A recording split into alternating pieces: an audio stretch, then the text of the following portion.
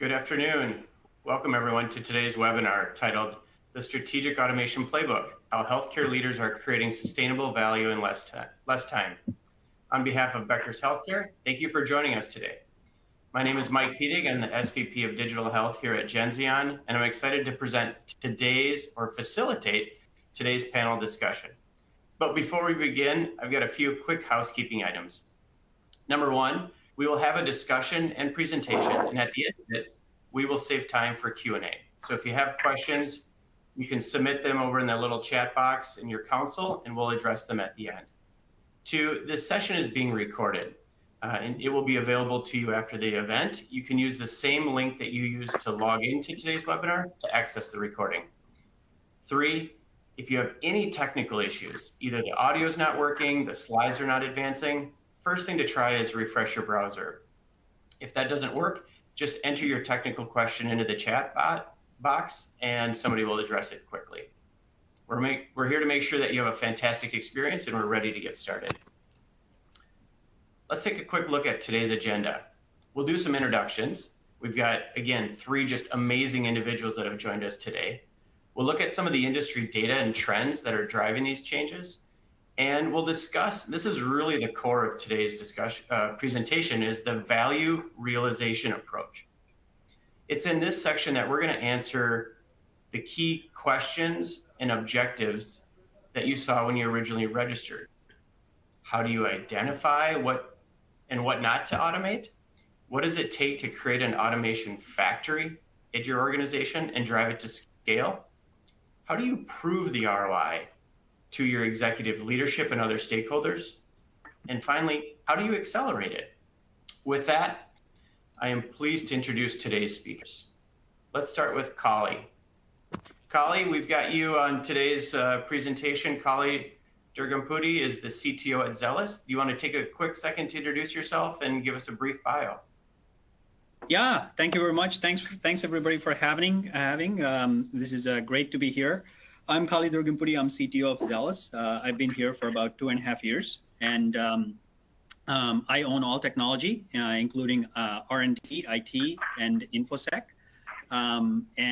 Before this, I was at Greenway Health, and before that, I was at Nuance Communications. So like 17, 18 years of healthcare background and software engineering and product engineering background. And I'm thrilled to be here to talk about the automation aspects of it. Thank you, Kali. And we also have Chiro Goswami, who's the CIO at University of Wisconsin Health System. Chiro? Thank you, folks. Chiro Goswami. I'm the Chief Information Officer and co-lead the digital strategy here at UW Health. Like Kali, been here just a little over 2.5 years. Unlike Kali, I don't own any technologies. I just buy technologies and make the life of our healthcare providers and consumers better. Thank you, Chiro. And finally, Harsh Singh, who's the General Manager of Healthcare at Genzeon. Harsh? Thank you, Mike. Great to be here. My name is Harsh. I head the healthcare division at Genzeon. We are partners and service providers and solution providers to companies like UW Health and Zelis, and our job primarily here is to make sure they are successful in their goals and objectives. My background has been in the healthcare industry for the last couple of decades, focused primarily on the payer side and driving digital health companies. And I'm glad to be here. Thank you, Mike. Thank you. Let's talk about where healthcare is at. We are in recovery. We're in a post-pandemic recovery. We're all familiar with the increasing pressure on margins, primarily being driven by three factors: wage inflation, revenue loss, and the shortage of talent. And there's lots of data out there about the wage inflation and revenue loss, but the shortage of talent is even a more pressing concern. In fact, a recent survey by the American College of Healthcare Executives of hospital CEOs had to add an entirely new category devoted to workforce challenges in response to the feedback they received. For 16 straight years, financial challenges was the #1 concern of CEOs. But for the last 2 years, workforce challenges bumped it from the top of the list to #2. Chiro, I want to come to you in just a second here because that's no doubt a concern for all healthcare leaders, but we're also getting reports from the Bureau of Labor. In fact, just last week, they came out with a report that said the labor market is still hot and over 300,000 jobs were added, which exceeded their expectations. So if we know the labor, there is an increase in jobs that are being added, but it continues to be a struggle for healthcare. Why is this a challenge? Is it more that they are not coming back to these jobs? Is it that they're taking different jobs? Chiro, I'd love to get your insight here. Well, thank you for that question. It sets up the conversation well because as many of us use the phrase the great resignation, I think we are coming to the realization it's actually a great realignment, not a resignation. So if you see the job market, the numbers are going up, but the reality is certain jobs are not coming back. Certain jobs are not coming back, and certain jobs are coming back. And if you start looking at the food chain, jobs like culinary services, jobs like environmental services, jobs like valet parking, jobs like, endpoint compute support, those jobs that never paid a lot to start with, those are the ones that are not coming back. So you have a lot of programmers and you have a lot of high-end jobs that are coming back. But truly, the challenges are happening with those positions without which, if you can imagine, if you can't serve your patient food, it doesn't work well. If you can't turn your room over because EBS is not available, we have challenges. So we have to look at this in a very specific way where there is a realignment of jobs versus just calling it a great resignation of jobs. Because people have found out that you can make $20 an hour doing many other forms of employment, like driving an Uber or creating TikTok videos, if you may. So that's the realignment that's become our challenge right now, not just the resignation itself. That's great insight. Thank you. Kali, I'm going to come back to you here, but I'll just kind of paint a little bit of a picture because we've in healthcare have talked about digital transformation for years. This isn't a brand new topic, but certainly it's received additional investment and interest coming out of the pandemic as one of the ways to solve either the labor or the financial challenges that healthcare organizations are facing. Yet most digital transformations ultimately are failing. And there's a variety of reasons that they're failing. McKinsey's report here says close to 70% are failing. Even a recent Chime survey where they asked their members on a scale of 1 to 10, how would they rate their progress towards digital transformation? Over 75% of them put themselves somewhere between 1 and 7, which is not a real optimistic approach. And when they asked, where were they on that schedule? Well over a third said they're behind schedule. So if we've got all of this interest in digital transformation, but we're not seeing the ROI, we're not seeing the advertised value from the investment, how should we move forward? How should we still continue to pump the dollars into this digital transformation? And what have you seen and what are you doing at Zelis? Yeah, so first of all, you're right. I think that the digital transformation aspects of it are because the supply of software needs or technology needs or digital transformation needs in general is basically, the demand, much less than the demand. The demand is far exceeding the supply aspects of it. So how do you tackle that? And the only way to tackle that would be through automation and would be through enabling our associates and our teammates to do more. And how do you do that is essentially by doing the functions, automating the functions that can be done by a machine, and letting our associates do the higher cognitive functions and those aspects of it. So if you look at the three aspects of it, so the efficiency and productivity is only is need for productivity and efficiency is increasing. The need for speed is increasing, and yet the supply side is not increasing. We see the labor shortages, we see the shortages of even we cannot train enough engineers and IT transformationists, so to speak, fast enough. So how do you take advantage of it? You have to take advantage of it through automation aspects of it, and that's where you automate a whole bunch of functions that that the machines can do, and let humans concentrate on the other stuff that the humans are good at. Thank you, Kali. I mean, the good news is not only some of the examples that you shared, but even looking at the data on the right, well over 60% of those who responded to this survey also felt like they had the power, they had the control to make the difference, whether it was automation or the strategy. So more to come on this, but some very interesting data to set us up for today's conversation. And that leads us into our first poll today. Where in the digital transformation and optimization journey would you place your organization? We've got 5 choices, and I'll launch the poll now.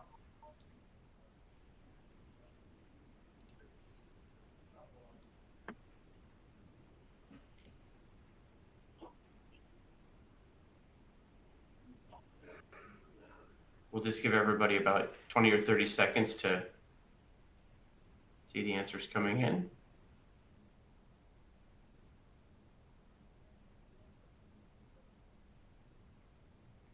Hopefully everybody's able to identify which one of these 5 stages is the right fit for them based on where their organization is today.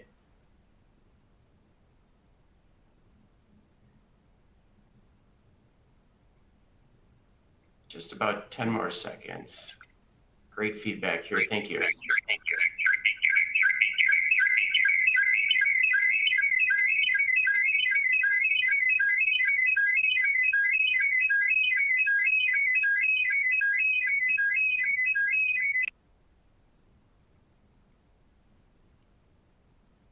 All right. Well, let's take a look at these results. Hirsch, as you can see here, it's pretty well split, especially across stages 1, 2, and 3. Any initial thoughts on the results from today's poll? I'm actually, not surprised in a lot of ways, Mike. I think this is kind of what we have been hearing when we talk to our clients as well, that they're in the, they've started the journey. I think a lot of the folks started the journey going into the pandemic or were driven by the pandemic to go deeper into the journey. And they're somewhere along the continuum. They haven't achieved the outcomes that they are desiring as the final output of it, but they're along the journey and they're fully invested in the journey. And I think that's very consistent with what we've been hearing at Genzeon from the clients as well. So this is a good validation to hear from the group of folks who have joined us here today. But not surprising, but it does mean that there is probably need for more prioritization and more scale to get the results that all the leaders here are looking for as they venture down the path of digital transformation journey. Yeah, Hirsch, I think that's well said. And so if I put myself into the seats of the individuals who are attending or who are going to watch this later, clearly many folks are in the early stages of this transformation with either their teams or their organization. And so I think a really interesting place to start this discussion is, well, I know I need to automate. I know automation matters. I know I need a playbook, but where should I start? Yeah, I think, Mike, that's the right question. And I think that's the question on probably everybody's mind, right? I think, in a lot of ways, that's probably the hardest question to answer, which is, what is the right opportunity? What is the right area of focus? And I think that's where we spend a lot of time with our clients, because I think going down the pathway and starting on the journey is important. I think, we have had many conversations that there is an initial investment to start on the journey.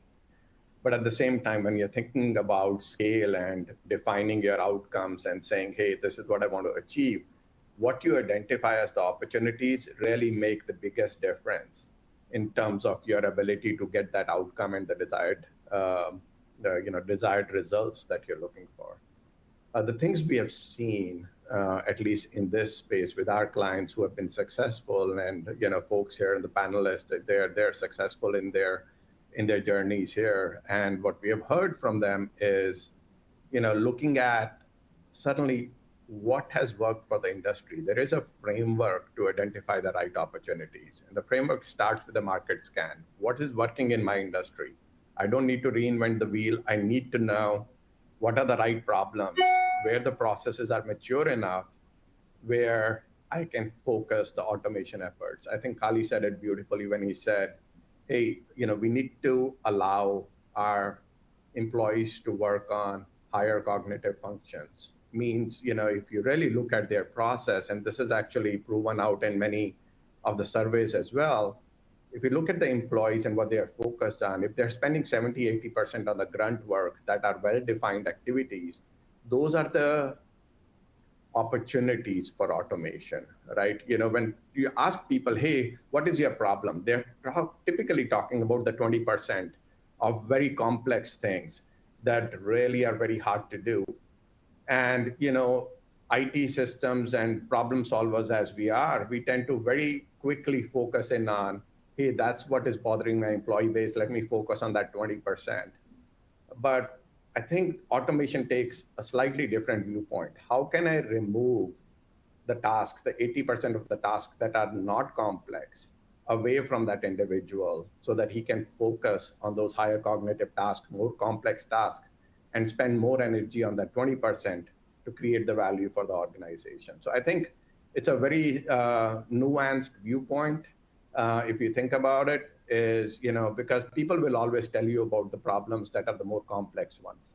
But automation allows those people to focus on those complex problems. But at the same time, the framework to identify those opportunities is you start with the industry, you say, hey, what are providers? If providers are looking at the problem space, what can you automate? Patient access has many use cases, charge capture, patient billing, claim status, claim submission. All these are use cases that have a lot of manual activities that you can automate, that allow people to focus on things that are more important in their job, in their role, and those complex activities. Similarly, on the payer side, digitization of claim, auditing claims, claims edits, appeals, and complaints.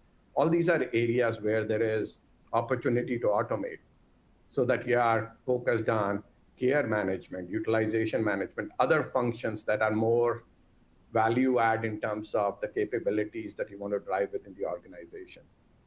I think the other piece I'll mention that I've heard a lot from our clients on is on the corporate side. There's corporate and financial functions and HR functions that have a lot of manual activities, right? As we go into domain and we talk about healthcare at Genzeon a lot, we shouldn't forget that all these organizations have finance and HR functions. These are corporate functions that have still taxes, invoicing, expense approvals, reconciliation of orders, credential management, security audit reports. All these are functions that still need to happen within those organizations as well. And they have huge amount of opportunity as well. So I think, just wanted to highlight, Mike, that industry has done the work. There are benchmarks that we can leverage. There are use cases that have been automated. And we have seen that across our clients. And we see that we start with that market scan of what those opportunities are as step one. Then we kind of move to the step two. What works for your organization is not what will work, what works for everybody else. So there is a culture fit aspect to automation. We as technologists tend to focus on, hey, here is a problem, here is a solution. But we as leaders need to focus on the culture aspect of it. What is the culture of my organization? And what is the right use case for me to automate? Really is a key parameter that is typically done as an assessment. You take the industry viewpoint, but you do your assessment for your organization to identify the right use cases for you. And, to some extent, I think, not to lose sight that at the end of the day, we want to achieve a certain set of outcomes. Sometimes the outcome is, hey, how can I free up the time so that my folks can work on the right set of activities, those higher cognitive functions that Kali talked about. But I think outcomes sometimes are also very financial. And organizations typically have a return on an investment cutoff.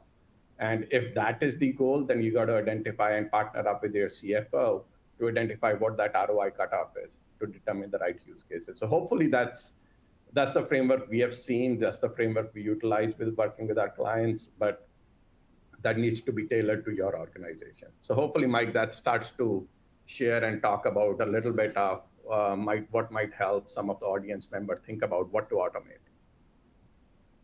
Yeah, I appreciate that. And Kali, I'm going to come to you next, and then you, Chiro, to get your thoughts on some of these use cases. But if I were making a buying decision, Irish, I'd really be focused on the words like framework and things that tell me I'm not going first. What can I learn from others who've gone before me, and that this is something that's repeatable and standardized. And so I really like that idea of an assessment to identify where do I start.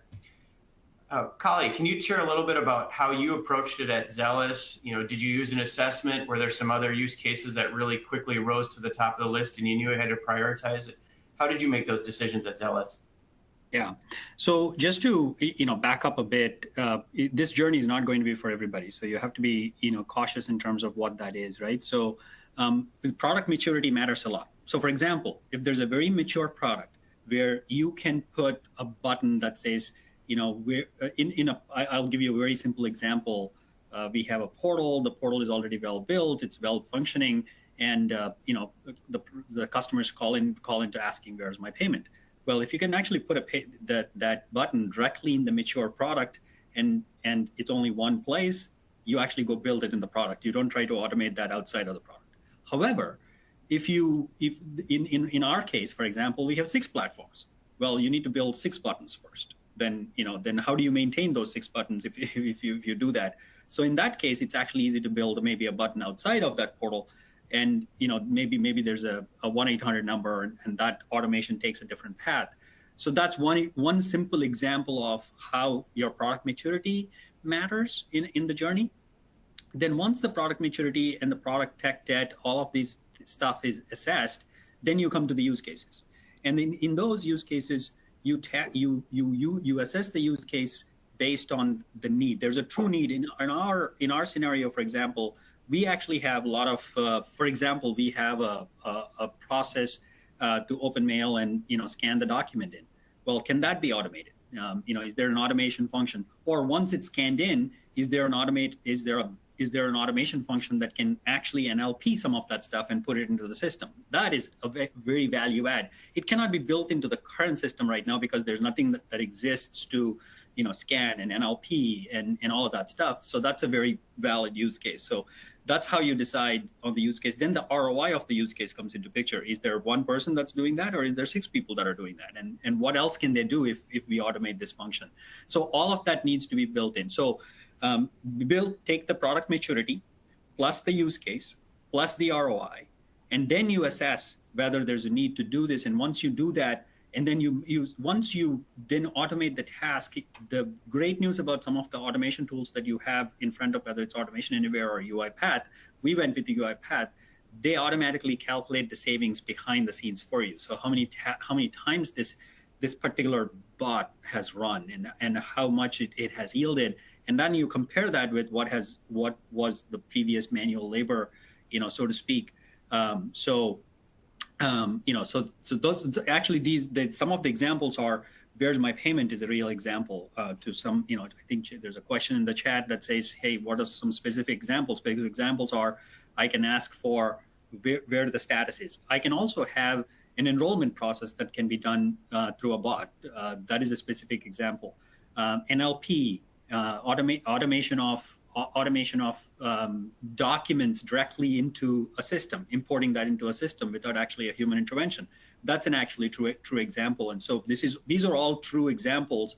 And so we went from having no bots and no software to picking a software and having 65 bots end of last year and over 90 bots right now as we speak. One of the fastest implementations of UiPath they've ever had, and all that was achieved. Essentially, we paid back the software. We paid back. I think we saved about 14,000 manual hours So that's other great news about the automation aspects of is that once you have the use case and once you do it, you can actually measure and look back and how much it saved. So so 14,000 manual hours is quite a bit of time worth it for us to be spent on automating some of this stuff. Thank you, Kali. Those are some great points. And I know we'll get back to you to talk a little bit more about once you've found the right opportunities and prioritize them, how are you going to scale them to the rest of the organization? But before we do that, Chiro, as our provider, when you look at this list and compare it with some of the automation projects that you and the team have implemented, what would you share with today's audience?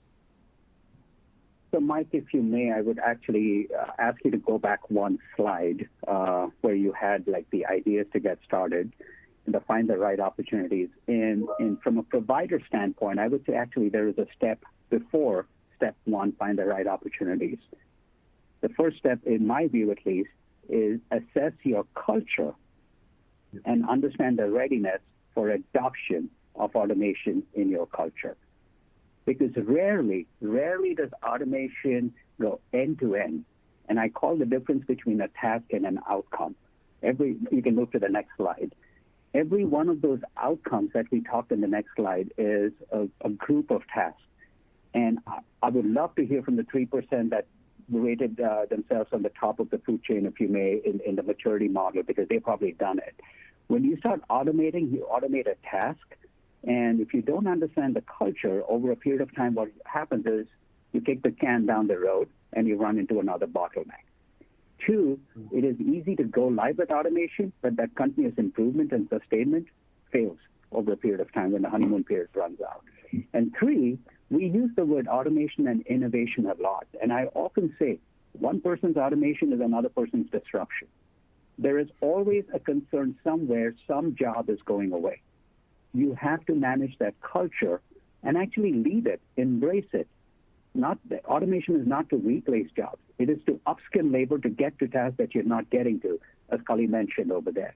That culture setting takes time. We call it phase zero.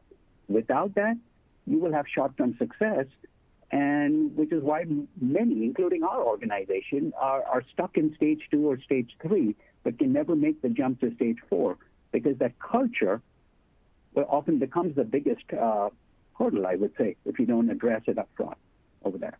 So I wanted to put that part out there because without that, the technology part is easy. It is the workforce, it is the workflow, and it is the work-life balance. Those are the three things we have to consider before automating something. So I wanted to put that part out there. Like every other player, I would say what we did was, if you think of an XY axis, Kali laid out pretty well, the maturity of the product is one of your axes. The other axis would be the culture of readiness and sustainment. And then we went through our portfolio. We did about 20 odd use cases across the spectrum. I mean, the usual ones from rev cycle with prior auth, charge corrections that you mentioned. We actually even started doing some within our own IT domain, not completely done, but you have to practice what you preach. So even within our own world, we are looking at opportunities for account provisioning, security incident response, error alert handling. Because if it works for us, then I can go to the culture and say, it worked for us, now you can try it, versus saying a health system 300 miles north of us worked over there. So then we covered some in HR, vaccine compliance. We are looking at some other areas with GME, graduate medical education. We're looking at some of the areas in finance with journal entry and payroll processing. But each of this, that culture piece is not a copy-paste. That's where it takes time. You have to build a culture within the organization, find the right operational partner, and then do it together. Thank you, Chiro. Some fantastic comments. And I know culture is something we had not yet addressed in the presentation, and I'm glad we were able to pull that in right from step number 1, or in your opinion, it should be step 0 before you get into even prioritizing the opportunities. Kali, now we've got through phase, if we rename these, we've had phase 0, which is the culture, phase 1, which is the opportunities. Phase 2 is about scaling.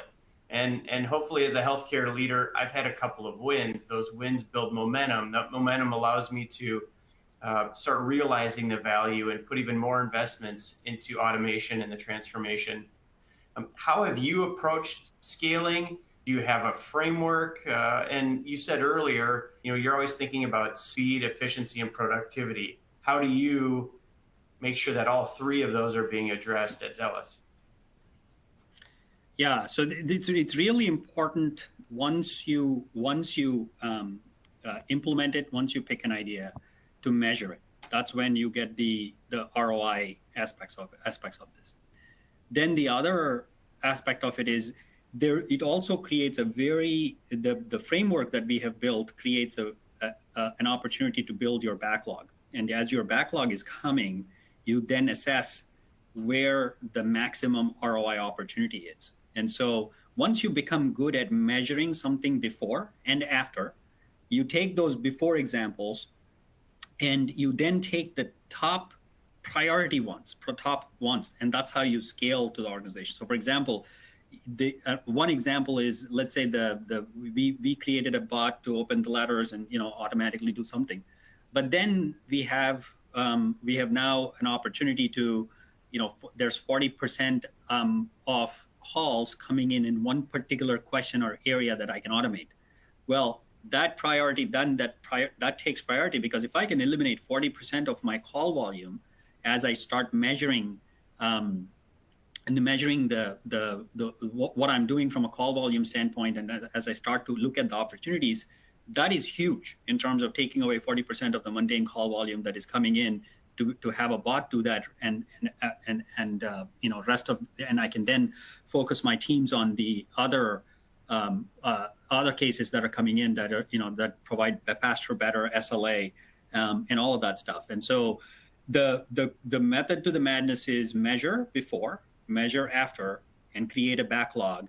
And when you do that, then you can prioritize and prioritize that, and that's how you identify the biggest bang for your buck, so to speak, from an automation standpoint. And so we today have we had about 150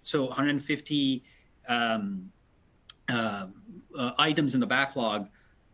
Even after doing about 90, we still have 200 in the backlog. And so the backlog is growing, and then how do you then prioritize it? So so this is a great chart in terms of how do you, once you assess, execute, then you develop, then you test, then you measure, and then you come back to the backlog and you reprioritize, and you repeat the cycle. So it's a model, it's an automation model that you can repeat and measure and execute on. Thank you, Kali. And Chiro, I'd like to come back to you for your thoughts, because Kali's talking about something that you can repeat and something that you can measure. In your provider setting, sometimes things are not as predictable. You're responding to whoever walks through your doors. How do you think about the type of framework and scalability when you've got the uncertainty in a provider setting? So I think, to add on to Kali's comment, prior to scaling, if you think of this as a toll gate and the various stages, prior to that, ensure that there is consistency in the outcomes. I would stress on the word consistency in the outcomes.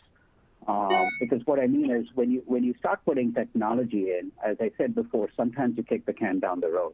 And so in that specific task, that specific group, that specific team, your numbers may go up. But is the overall outcome, has it changed or not? So that's one thing I would say. Two, I think we have a lesson to learn from other industries. When you put in technology, ask yourself the question, am I still measuring the same things that I did before? Most of the time, the answer is yes. Mm-hmm. But you should also ask yourself the question, do I need a new measure? Why would you do something new and continue to use the old measures?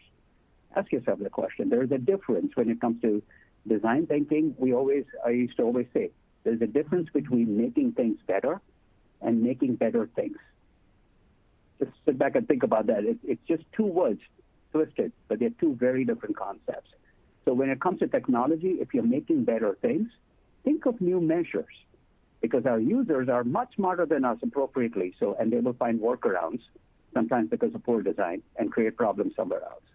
So that consistency is very important before you start scaling. And like you said, I mean, there is no such thing as standard as much as we say it. No two patients are the same. No two human beings have the same DNA. So we also have to be careful when we start applying the word standardization and scalability without understanding those parameters. Having said that, yeah, if you don't scale, your ROI comes from economies of scale, not from just doing one thing. So everything that my colleagues have said there applies, but I wanted to call the attention to those other facets that often get overlooked. Thank you, Chiro. Let's stay with you, because I've now heard from all three of you, you've used words like measure when it comes to the value. And so that's really our step number 3. How do you articulate value? And I'd like to hear about some of the successful initiatives at UW, and even some of the stories of the impact of these initiatives and the value that either you, your team, or ultimately the patients have seen from automation. Does you want me to go first? Yep, you're up, Chiro. Okay. So I would say I like the word value compared to ROI, though you have it as ROI, because not everything is a dollar-centric value, as much as we think about this, right? And the value is in the eye of the beholder. So as a data person, I will always say, measure, but also listen to the stories, also listen to the experiences, because there is value in that. There is a value in learning, retaining, and augmenting enterprise knowledge. There is a value in anticipating, predicting, minimizing uncertainty. Back to your volumes and stuff like that that you were earning. There's a value with coping with increasing complexity and ensuring adaptability. These need to be directionally aligned, not necessarily scientifically accurate, that we sometimes try to spend 6 months of analysis trying to do it. As an example from another industry, we get compared a lot to the airline industry, for various reasons. Automation has been around in the airline industry for a very long time. Yet anybody in the audience, I would love to hear from them if they disagree. The time it takes to go from the United States to Europe has not changed in the last 35 years. The time it takes or the cost of a ticket hasn't changed a lot in the last 25 years. And for the quality of service within the airlines, I better keep quiet on this one, but most of would agree it's probably going the other way. But there is a value when you start thinking of the safety aspect of it. And how do you measure it? Some are anecdotal, some are directional, right? So I like the use of the word value because, like I said, learning, retaining knowledge, repeatability, consistency, minimizing uncertainty, those are intangible measures that actually do add up. Because honestly, no single automation is going to reduce discharge times by 3 hours and 15 minutes.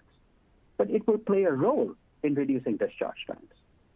And we spend millions of dollars validating a $100,000 presentation sometimes. So that value, when it's directionally aligned in that culture setting in step 0, makes this ROI conversation much easier on the back end. Thank you, Chiro. That's an interesting analogy, and I don't think we have anybody on from the airline, so we're good here. But as I listened to what you said, one of the things that gets my attention, or I'm thinking about, is how we can capture that value beyond just what is even obvious to us. There's got to be some downstream impact that we may not always be thinking about. And Harsh, in an earlier presentation, I heard you refer to this as like first, second, and third level benefits. Could you comment on that and then tie it back to what Chiro has shared so far? Yeah, absolutely, Mike. I think it's actually very interesting to hear about the value conversation, because at the end of the day, we start the journey with outcomes in mind. And to the point on, I think the culture aspect of what you define value is really key.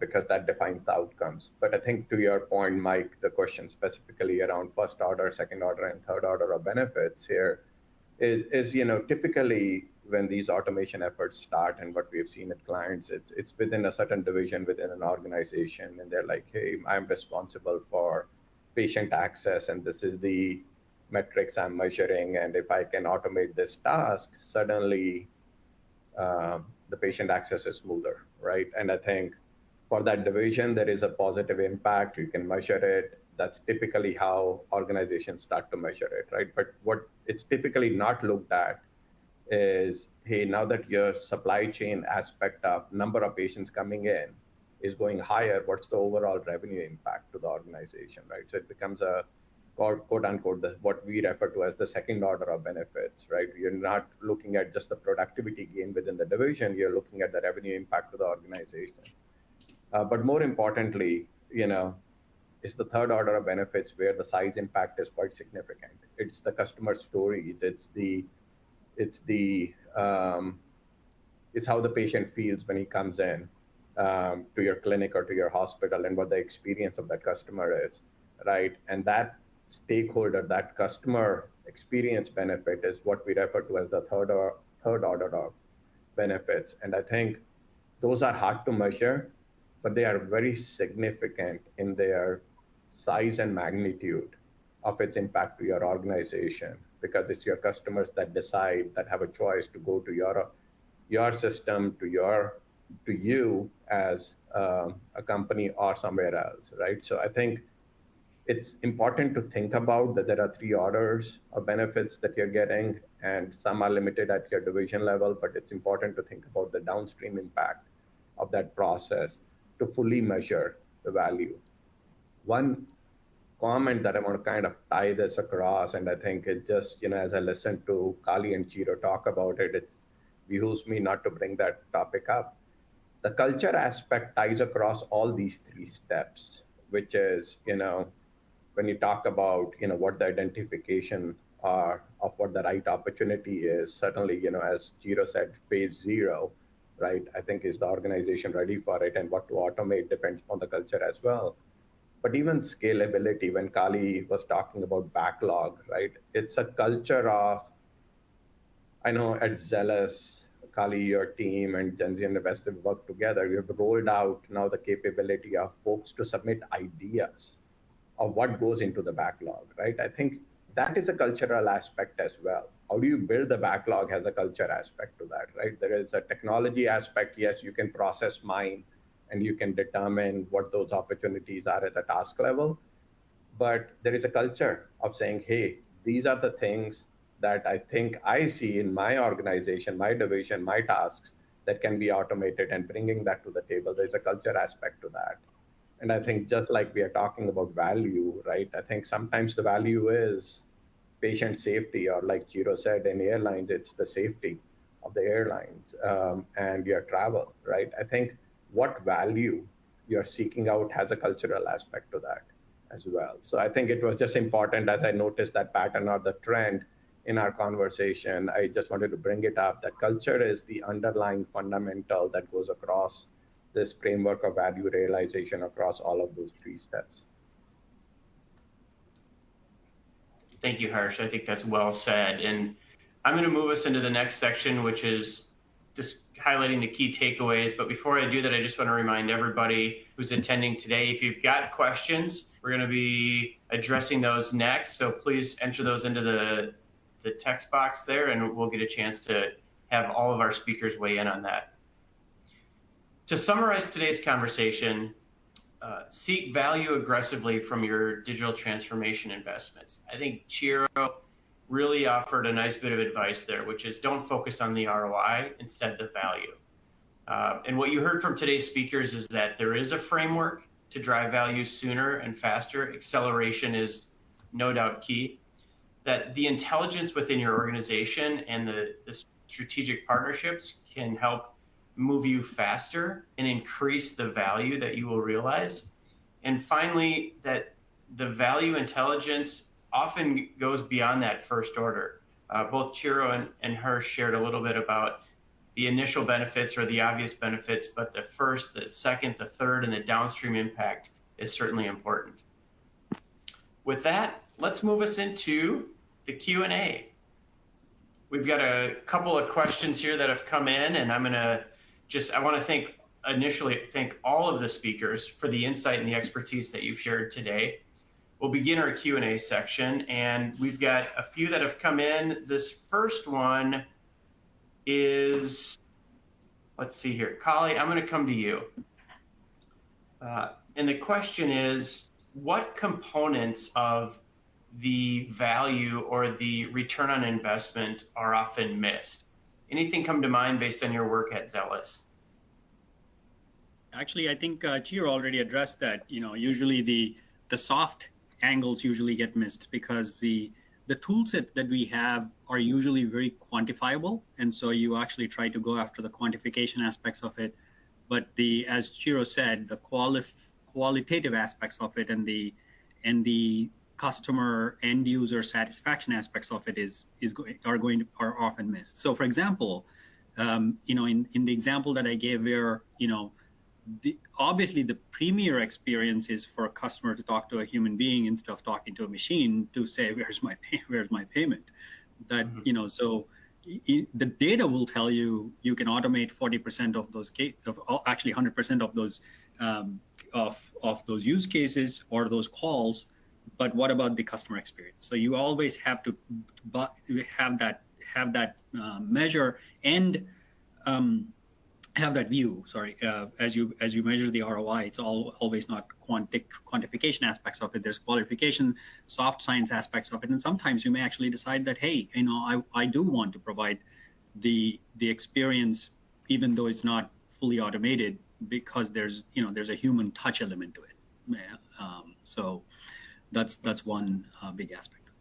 Thank you. And I think one question that came in, I can embrace that. I can ask. So we did, Jack. So we did a thorough analysis between UiPath and Automation Anywhere, and we went with UiPath. Both of them are actually great tools, by the way. And so the next question is, what factors?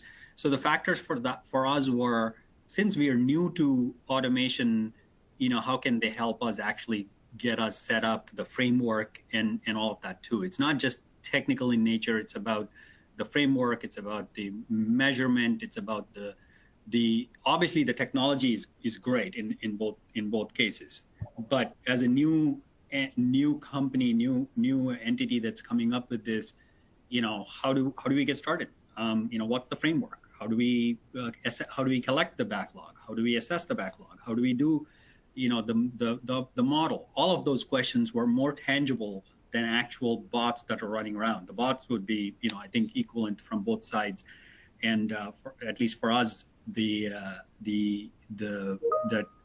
other factors around the setting up of the automation engine, so to speak, engine as in factory outside of the technology tools, was more helpful to us in picking up UiPath. Thank you. And Chiro, I'll come to you next for that same question. And it was, what specific examples and stories around the provider space, specifically a large hospital, in terms of automation? I know we covered a few earlier. Harsh walked us through a list of provider, payer, and some of the corporate and health IT, but any other examples that you'd like to share from the provider side? I can share a few examples, but it's a previous question that also intrigued my interest. For what it's worth, we actually use I wouldn't say scientific, but a directional way of measuring and comparing industry partners, knowing it's an emerging trend. So again, most things in life I tend to put on an XY axis. So one of my co-leaders actually put this, where we take our industry partners and we put them across a profile of risk and impact on one axis and importance and alignment on the other axis, and we go low, medium, high. So if you think of a 9 box, we basically call it, is it a commodity, is it a tactical, or is it a strategic partnership with these vendors? And again, Mike, you mentioned a couple of vendors, but we tend to often forget or not think of it, but a lot of our products that we own, right? Even whether it's a ServiceNow or an OnBase or an MS Power or even Epic, they have automation built into their products. We sometimes don't tend to think of them as automation. So you start looking at all of those, and we own a lot of tools that we already don't, or we own a lot of tools with the capabilities that we tend to go out and buy more tools. So having this grid out here always forces us to question on that XY grid and say, what do we already own that we can leverage or scale to get to that? And only if none of them work, then we go out and we form another partnership or buy another product. I just wanted to put it out there because it forces us to ask the question, what do we already have that we're not using? Because, again, that mindset is we think of product versus capability, and they're two different things. So back to the question earlier, I think, like I said, as I look at our portfolio of automation cases at a very high level, we think of rev cycle, everybody does, HR, GME, IS services. You have to practice what you preach. So you look within IS, ambulatory operations, finance, payroll, and so on and so forth. An interesting one that we have talked about, and I'd be curious, anybody on the call that has more experience than me, we have talked about even looking at 340B billing and compliance, which most of you know is a pretty complex case to start with. And so the margin of error is pretty small. But those are some that we are exploring, but not yet ready/brave enough to dive into it. Thank you, Chiro.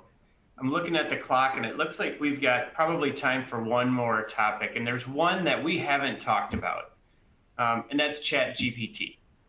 And so I'm not going to ask each one of you, how are you using ChatGPT in your organization? But instead, let's just keep it a little higher level. And I'm going to ask you, in your role as healthcare leaders, what do you think about the promise of ChatGPT? And I know there's a brand new release that just came out, I think, yesterday. So Harsh, let's start with you, and then we'll go to Kali, and then to Chiro on your thoughts on ChatGPT. Yeah, Mike, I think if there is any topic that seems to be the topic of the day, it seems to be ChatGPT. I think it's a conversation. It's a conversation with every client. Every organization seems to be looking at whether there is a threat, whether there is an opportunity, whether there is a change in business model. More than offering thoughts, I am amazed by the speed and adoption of this technology and the conversation around generative AI and the possible opportunities of impact. And we are investing a lot of time ourselves with our clients in this area. We tend to get very focused on automation broadly, but I think just specifically within automation, there is this what we refer to as non-systemic or sidecar pattern around automation, which is where ChatGPT seems to be playing a significant role. And it's amazing on what that conversation is. We are very optimistic on the possible impacts, positive impacts of ChatGPT.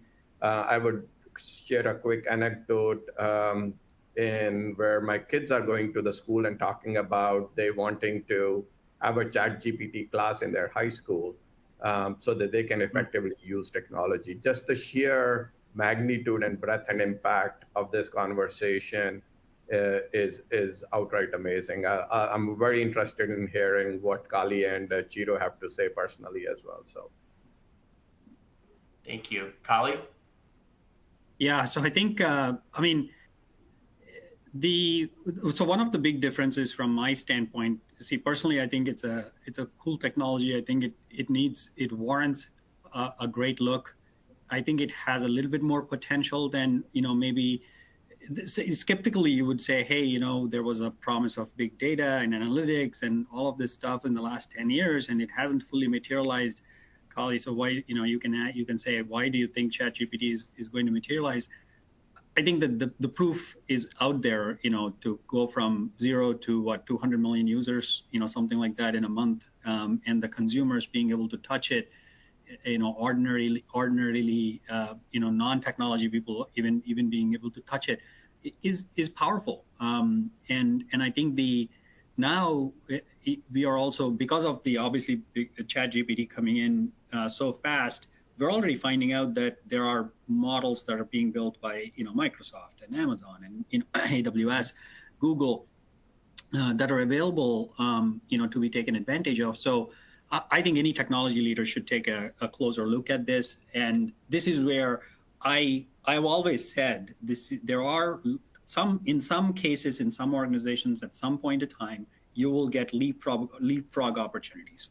So to me, reporting is always a good example. Instead of building like reactive reporting, why don't you go jump to a proactive reporting aspect of this? Is the same case. Instead of building some models, why don't you jump to a leapfrog opportunity like a ChatGPT and do a sample or a proof of concept and see what works. It is not the ultimate nirvana. There are obviously downsides to it. It is a machine. It is not a human being. It is there are safeguards against it. Privacy, security. The PSRS, as I call it, performance, scalability, reliability, and security, needs to be taken into account as you assess any technology. So, but with the guardrails that you establish for yourself and what makes sense for you, I think it'd be foolish not to look at it. Thank you, Kali. Churro, we've got about 90 seconds. I don't want to limit your answer, but would love to hear your thoughts on the future of ChatGPT in healthcare. Well, 90 seconds from now, my next meeting is actually related to ChatGPT. So I am a big believer in ChatGPT. I always say ChatGPT is not a solution to anything by itself. It fixes my blank page problem. We all stare at a blank page and we figure where to start. That's what it fixes. In the last 6 weeks, myself included, many of my direct reports, start a presentation by saying, what would ChatGPT say, and then build on it. It saves time. It saves mental time, which is more important.